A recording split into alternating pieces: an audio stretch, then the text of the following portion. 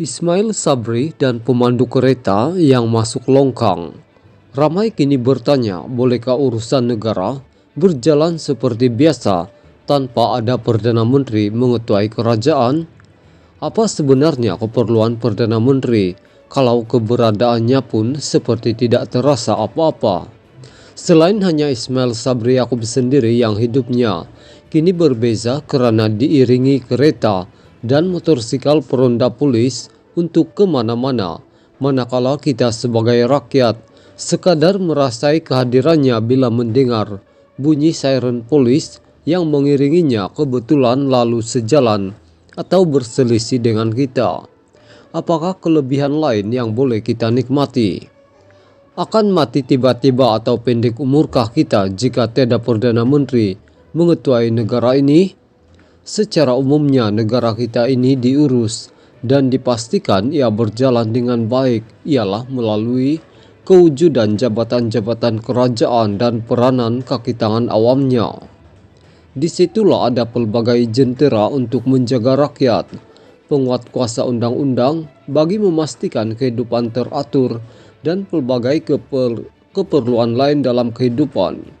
Kalau diumpamakan negara ini ibarat sebuah kereta, jabatan dan kaki tangan awam adalah umpama enjinnya.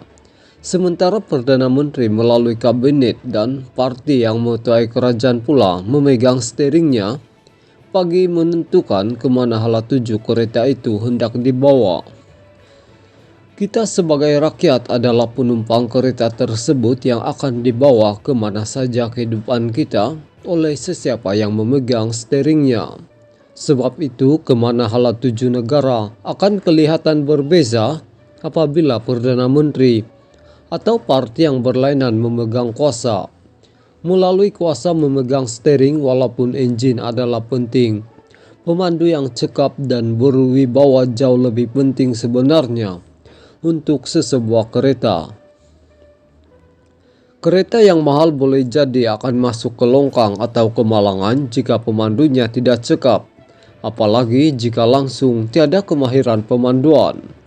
Dengan peranan sebagai pemegang steering, seseorang Perdana Menteri juga harus bersuara, bercakap, memberi arahan dan menenangkan fikiran penumpang yang kadangkala pelbagai karenahnya.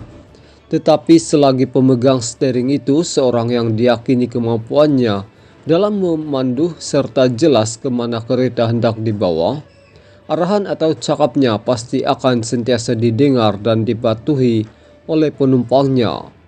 Dalam konteks Ismail Sabri sebagai Perdana Menteri sekarang ini, adakah kita merasai peranannya sebagai pemandu dan pemegang steering yang berwibawa? Dapatkah kita merasa kemana kereta yang sedang dipandunya kini hendak dibawa? Adakah kita juga selesa menaiki kereta yang sedang dipandunya? Atau kereta yang sedang berjalan sekarang hanya menggunakan pemanduan otomatik yang semata-mata ia dapat bergerak disebabkan enjinnya masih berfungsi dengan baik, walhal pemandunya sekadar bersenang-lenang, tidak berbuat apa-apa dan kereta cuma berpusing-pusing tanpa arah. Sampai bila kita mahu ada pemandu yang menyusahkan jiwa dan hidup kita itu? Berita ini dipetik dari syahbudinhusin.com bertarik 31 Desember 2021.